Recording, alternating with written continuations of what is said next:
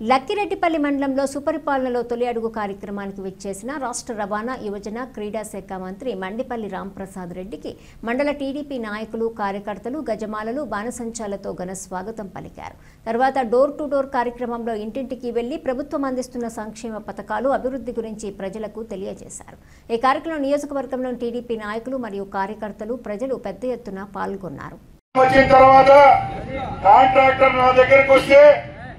Sir నేను వాళ్ళ దగ్గర వర్క్ చేసినా నాకు 30 కోట్ల నష్టం వస్తుందంటే ముఖ్యమంత్రి గారి దగ్గర తీసుకొని పోయా నాకు ₹1 ఇవ్వద్దు ఈ రోడ్లు మాకు ఎవరి కార్లు కొనివద్దు డబ్బులు ఇవ్వద్దు నువ్వు ఫ్రీగా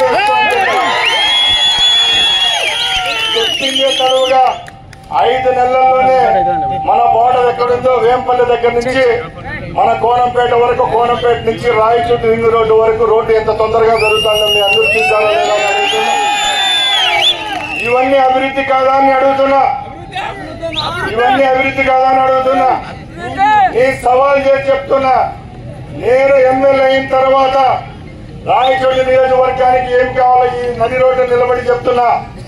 మీరు సవాళ్లు స్వీకరించండి. నేను పేపర్లతో సహా మీ దగ్గరికి తీసుకొని వస్తా. మొట్టమొదటిది రాయచోటి 6 మండలాల్లో గత సంవత్సరాలుగా నీళ్ల సమస్యతో చాలా మంది ఇబ్బంది పడతా ఉంటే నేను ఎమ్మెల్యే అయిన తర్వాత మన ప్రభుత్వం ఏర్పాటైన తర్వాత 400 కోట్ల రూపాయలతో వెలిగిన నీళ్లు 6 మండలాలకి తీసుకొచ్చి ఆ కార్యక్రమాన్ని కానీ వచ్చే నెలలో 30,000 మంది జనాలతో వెలిగిన దగ్గర మరొకసారి కార్యక్రమం ఇది అభివృద్ధి కాదా అని అడుగుతున్నా. ఈ 12 నెలలకు టెంపరీగా నీళ్లు కావాలంటే 20 కోట్ల రూపాయలు తీసుకొని వచ్చి 300 బోర్లు వేయించిన ఘనత నాది కాదా అని అడుగుతున్నా.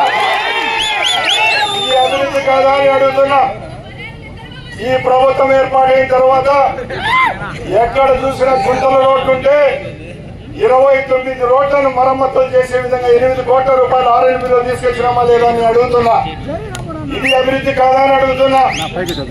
రాయచోటి పట్టణంలో గత 40 సంవత్సరాల నుంచి 100 పడకల హాస్పిటల్ ఉంటే నేను ఎమ్మెల్యే అయిన మంత్రి అయిన తర్వాత ఒకేసారి 50 బెడ్ల హాస్పిటల్ పెంచి హాస్పిటల్ కు శాంక్షన్ చేయించలేదు.